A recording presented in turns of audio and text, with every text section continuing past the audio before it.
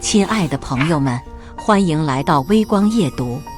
老同学，你现在在哪里高就啊？同学聚会上，熟悉的声音带着几分试探。李志远淡淡一笑，就是个跑销售的，混口饭吃。话音刚落，一阵轻蔑的笑声在包厢里响起。接下来开始我们本期故事，记得点击订阅并开启小铃铛。20年的风雨兼程，李志远从未想过自己会以这样的方式回到故乡。那是一个阳光明媚的周五下午，省委组织部的通知书静静地躺在他的办公桌上。经省委研究决定，同意李志远同志调任故乡市担任市委副书记、代市长。短短几行字，承载着他20年来的辛勤付出和不懈努力。李志远轻抚着通知书，心情五味杂陈。离开家乡时，他还是个青涩的大学毕业生，如今再回去，已是肩负重任的父母官。时间就像一把刻刀，在他的脸上雕刻出成熟稳重的痕迹，也在他的心里积淀下深厚的人生阅历。志远，恭喜你啊！同事们纷纷前来祝贺，他只是微微点头，内心却涌起一股难以名状的激动。故乡，那个承载着他青春岁月和初恋记忆的地方，他终于要回去了。就在李志远为即将到来的新职务做准备时，一通电话打破了他平静的生活。志远，是我，张景行。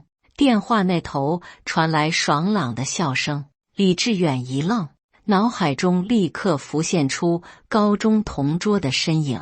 张景行，当年那个调皮捣蛋却又义气十足的同桌，如今已经是家乡有名的企业家。景行，你怎么知道我的号码？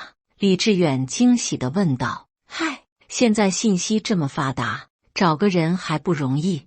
张景行笑着说，我听说你在外地混得不错，这不想组织个同学聚会，大家聚聚。同学聚会这4个字让李志远的心情变得复杂起来。20年了，他有多久没有和老同学联系了？什么时候？他问道。就这个周末，在京都大酒店，你一定要来啊，好多同学都想见见你呢。张景行的声音里充满了期待。李志远沉默了一会儿，最终还是答应了。好，我会去的。挂了电话，他陷入了深深的思索。同学聚会意味着什么？意味着要面对那些熟悉却又陌生的面孔，意味着要重新审视自己的人生轨迹。更重要的是，他是否会在那里遇到他，王雨桐，那个曾经让他魂牵梦萦的女孩，那个在大学毕业时选择分手的初恋。周6的夜晚，京都大酒店灯火通明，李志远站在酒店门口，整理了一下衣服。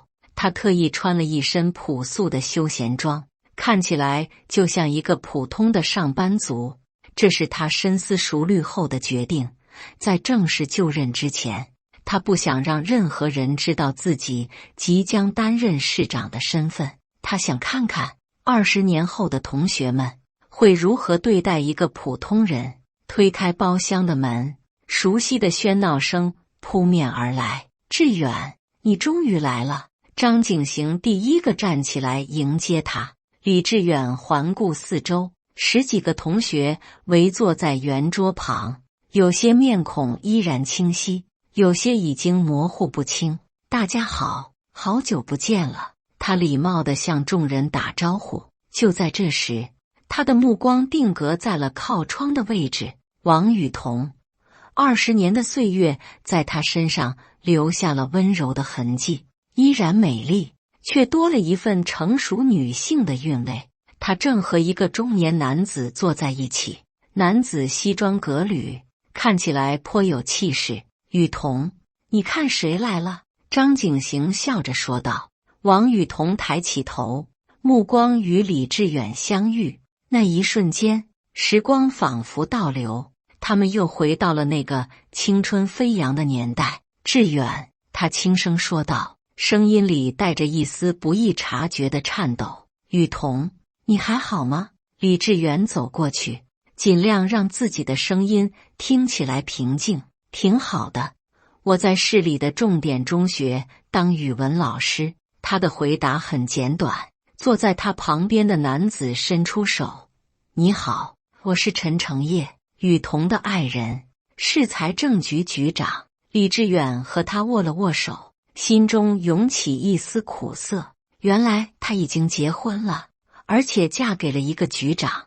志远现在在做什么工作？陈成业问道，语气中带着几分官员特有的威严。李志远故意轻描淡写地说，就是个跑销售的，在外地混口饭吃。听到这话，陈成业脸上的笑容明显淡了几分。销售啊，那收入应该不错吧？他继续问道。一般般，够生活就行。李志远谦逊地回答。陈成业和王雨桐交换了一个眼神，那眼神中明显带着失望。聚会正式开始后，气氛逐渐热烈起来，同学们纷纷介绍自己这些年的发展情况，有的成了医生，有的成了老师，有的办起了公司。轮到李志远时，他依然坚持说自己是做销售的。志远这些年辛苦了，在外地打拼不容易啊。张景行拍拍他的肩膀说道，是啊，不像成业，年纪轻轻就当上了局长，前途无量。另一个同学羡慕地说道。陈成业得意地笑了笑，也是组织培养，我会继续努力的。说完，他有意无意地看了李志远一眼，那眼神中带着明显的优越感和轻蔑。王雨桐也附和道，成业这些年确实很努力，经常加班到很晚。她的话语中透着对丈夫的骄傲，同时也暗示着对其他人的不屑。李志远默默地喝着茶，心中五味杂陈。他没想到，曾经那个纯真善良的女孩，如今也会变得如此势利。志远，你有没有想过回家乡发展？张景行问道。暂时还没有这个打算，李志远回答。那就对了。陈成业突然插话道，像你这种情况，回来也没什么好的机会，还是在外地继续跑销售比较合适。他的话语中带着明显的嘲讽意味。包厢里一时安静下来，气氛变得有些尴尬。王雨桐轻声说道，成业说的也有道理，现在竞争激烈，没有一定的背景和能力，确实很难在体制内发展。他的话就像一根刺，深深地扎进了李志远的心里。不是因为他说的话本身，而是因为说这话的人是他曾经的初恋，如今却成了最伤害他的人。聚会进行到一半时，陈成业开始炫耀起自己的成就。我们财政局这2年的预算管理得到了省里的表彰，他得意洋洋地说道。市长都夸我工作能力强，成业真厉害，年纪轻轻就得到市长的认可。同学们纷纷恭维道。陈成业享受着众人的赞美，目光再次扫向李志远。志远啊，你跑销售这么多年，有没有想过转行？他问道，声音中带着明显的挑衅。李志远平静地回答，暂时还没有，我觉得销售挺适合我的，销售确实也是个不错的职业。陈成业故作同情地说道，就是辛苦一点，要看人脸色，收入也不太稳定，不像你们体制内的旱涝保收。李志远淡淡地说道，那是自然。陈成业骄傲地说，我们吃的是国家饭，端的是铁饭碗，而且还能为人民服务，多有意义啊。王雨桐也点头附和，是啊，成业经常说要为人民做实事，我很支持他的工作。听到这话，李志远忍不住想笑，如果他们知道眼前这个跑销售的即将成为他们的市长，会是什么表情？志远，你这些年有没有成家？王雨桐突然问道。这个问题让李志远愣了一下。还没有，工作太忙了。他如实回答。都这个年纪了，还没结婚？陈成业夸张地说道。看来你确实混得不太好啊，成业。王雨桐轻声制止了丈夫，但她的眼神中也闪过一丝同情。那种同情让李志远感到更加难受。他宁愿被嘲笑，也不愿意被同情，尤其是来自他的同情。聚会的后半段，李志远基本上沉默不语，他静静地听着同学们的高谈阔论，看着他们的表演。陈成业越说越兴奋，开始向大家透露一些内幕消息。告诉你们一个好消息，他神秘兮兮地说道。我听说市里要换领导了，新来的市长据说很年轻，是个外地调来的。真的吗？那你们财政局会不会有变化？有同学关心地问道。放心吧，我在财政局根基深厚，不管来谁当市长，都要依靠我们这些老同志。陈成业自信满满地说道。李志远听着，心中冷笑，这个陈成业还真是把自己当回事了。不过听说新市长很厉害，年纪轻轻就从正处级提拔上来的。另一个消息灵通的同学说道。哼，外来的和尚好念经。陈成业不屑地说道。他们这些空降的领导对本地情况不熟悉，还不是要依靠我们本地干部。王雨桐也附和道。成业说得对，本地干部才了解本地情况。李志远忍不住开口。你们就这么确定新市长不如你们？陈成业愣了一下，然后哈哈大笑。志远啊志远，你这是站着说话不腰疼啊？你一个跑销售的，懂什么政治？我确实不懂政治。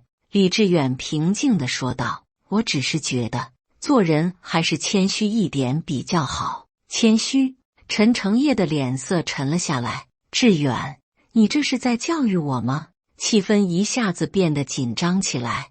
王雨桐赶紧打圆场，大家都是老同学，不要为了这些事情争论。可是陈成业显然不想就此罢休。志远，我知道你心里不平衡，他冷笑着说道。但是社会就是这样现实，有本事的人自然会出人头地，没本事的就只能跑跑销售。这话已经是明显的人身攻击了。包厢里的其他同学都感到了尴尬，却没有人站出来为李志远说话。李志远深深地看了陈成业一眼，然后缓缓站起身来。时间不早了，我先走了。哎，志远，别走啊！张景行想要挽留。没事，我确实该回去了。李志远向大家点点头，大家聊得开心。临走前，他的目光最后落在了王雨桐身上，他正低着头，不敢与他对视。那一刻，李志远心中的最后一丝眷恋也彻底消散了。走出酒店，夜风吹在脸上，李志远长长地舒了一口气。这就是他的同学聚会，这就是他曾经的初恋和同窗好友。20年的时光改变了太多的东西。他掏出手机看了看时间，已经快10点了。明天就是周日，他要回到省城做最后的交接工作，下周一就要正式到任了。想到这里，他忍不住笑了。陈成业啊，陈成业，你可能做梦都想不到，你今晚嘲笑的这个跑销售的，就是你即将要面对的新市长。而王雨桐，那个他曾经深爱的女孩，也将目睹这一切的发生。命运有时候就是这么戏剧化。周一上午，市政府大院里彩旗飘扬，新任市长的就职仪式即将开始。李志远穿着一身正装，站在镜子前，最后检查自己的仪表。今天是他人生中的重要时刻，他要以最好的状态面对这一切。李市长，时间到了。秘书小心地提醒道。李志远点点头，整理了一下领带，大步走出了休息室。市政府的礼堂里坐满了人，各个部门的负责人都到齐了。在第一排，李志远看到了一个熟悉的身影——陈诚业。作为财政局局长，他当然要参加新市长的就职仪式。此时的陈诚业正和旁边的同事小声交谈，脸上带着轻松的笑容。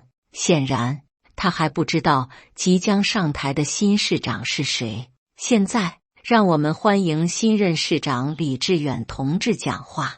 主持人的声音响彻整个礼堂。当李志远走上主席台的那一刻，台下鸦雀无声。陈诚业的脸色瞬间变得煞白，眼睛瞪得像铜铃一样大。他不敢相信自己看到的一切。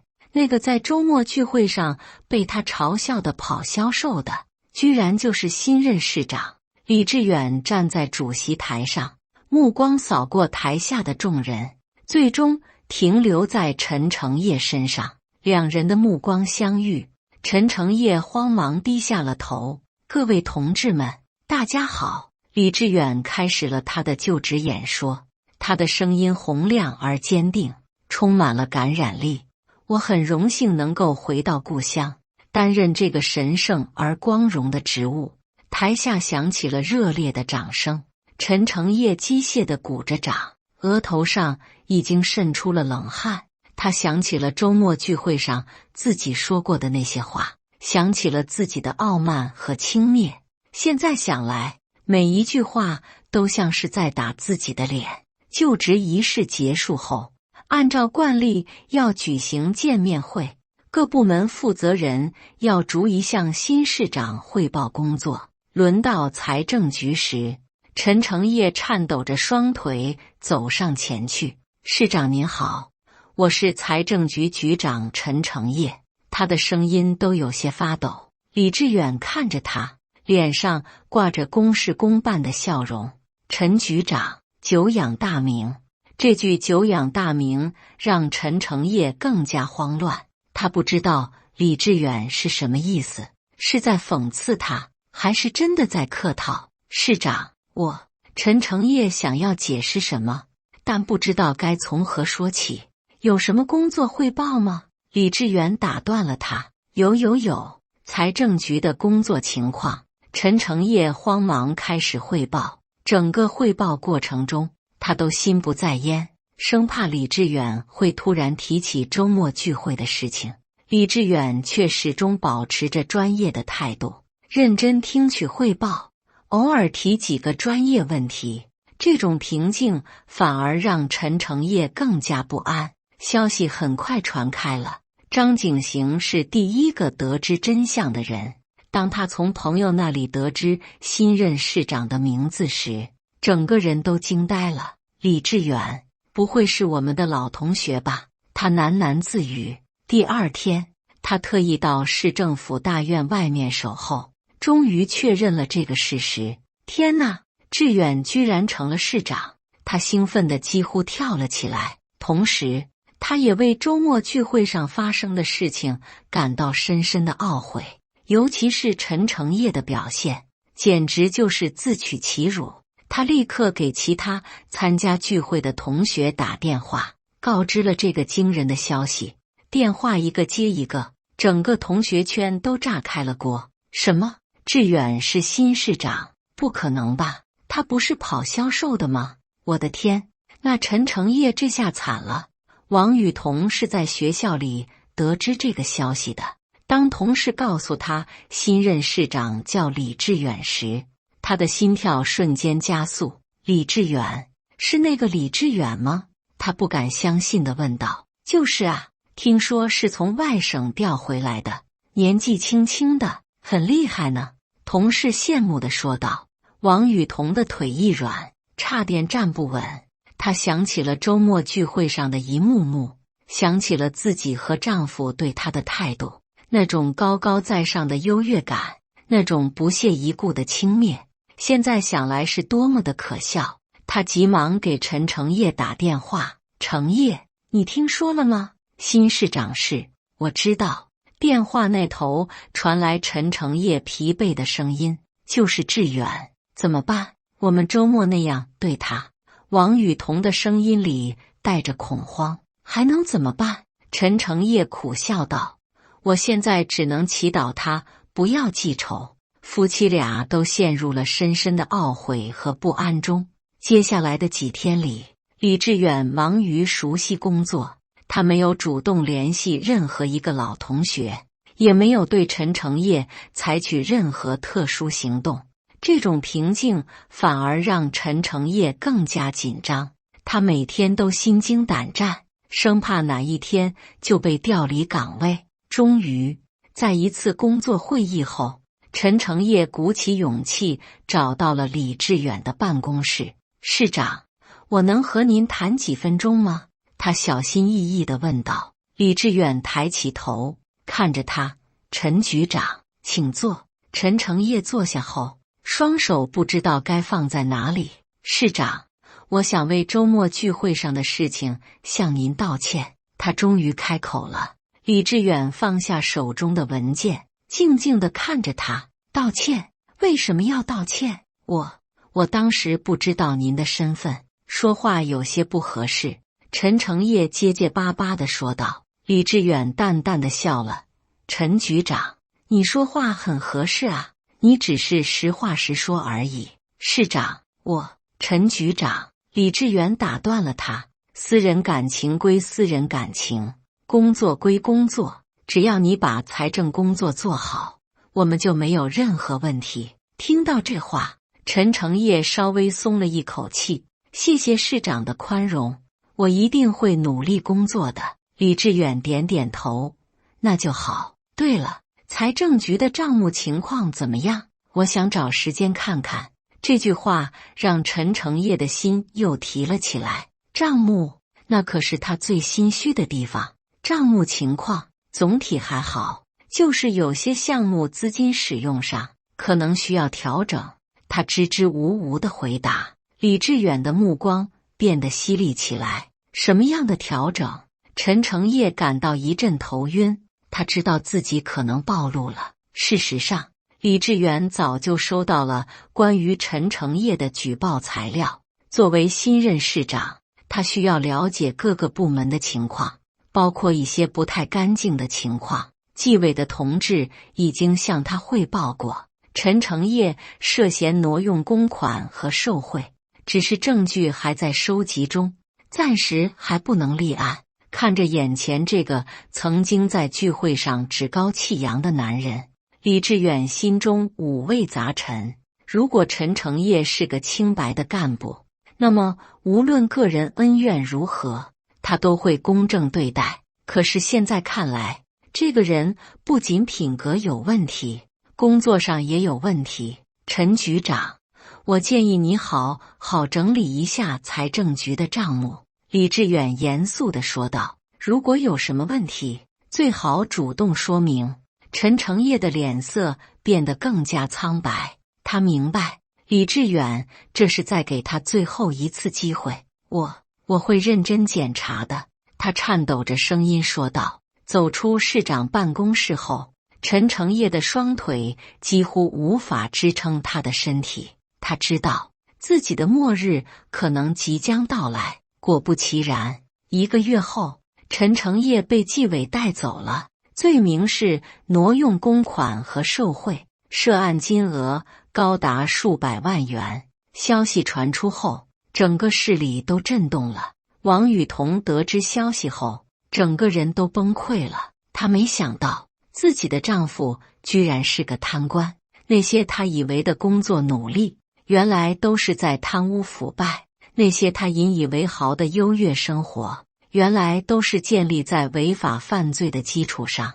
学校里的同事们开始用异样的眼光看她。她丈夫是贪官，她能干净到哪里去？局长夫人的架子摆了这么多年，现在终于露馅了。我看她平时穿金戴银的，原来都是赃款买的。各种闲言碎语如潮水般向他涌来。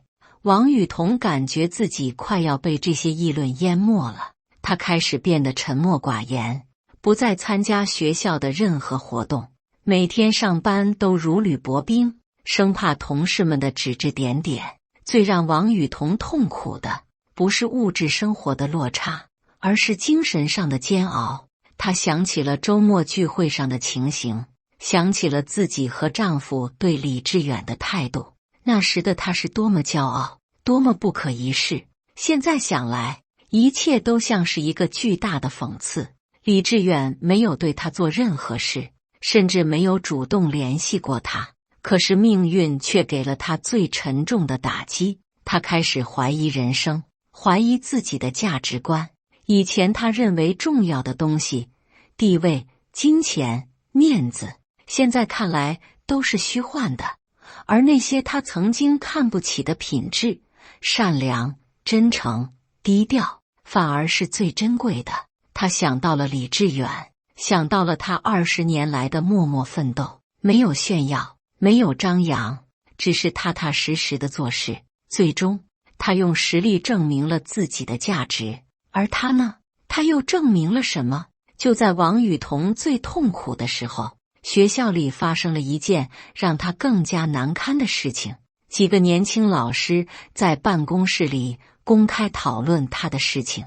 王老师以前多神气啊，动不动就说她老公是局长。是啊，我们这些人在他眼里都不算什么。现在好了，局长老公进监狱了，看他还神气得起来吗？王雨桐恰好从门口路过，听到了这些话，他的眼泪瞬间涌了出来，转身就往外跑。王老师，有人在后面叫他，但他没有回头。他一口气跑到了学校的花园里，蹲在一棵大树下痛哭。20年了，他第一次感到如此绝望和无助。就在这时，一个温和的声音在他身后响起：“王老师，您没事吧？”王雨桐抬起头，看到校长正关切地看着他。校长，他不知道该说什么。我都听说了。校长叹了一口气。王老师，您也是受害者，大家都理解的。可是他们，王雨桐哽咽着说道，年轻人说话不知轻重，我会找他们谈话的。校长安慰道。正说着，花园里又出现了一个身影。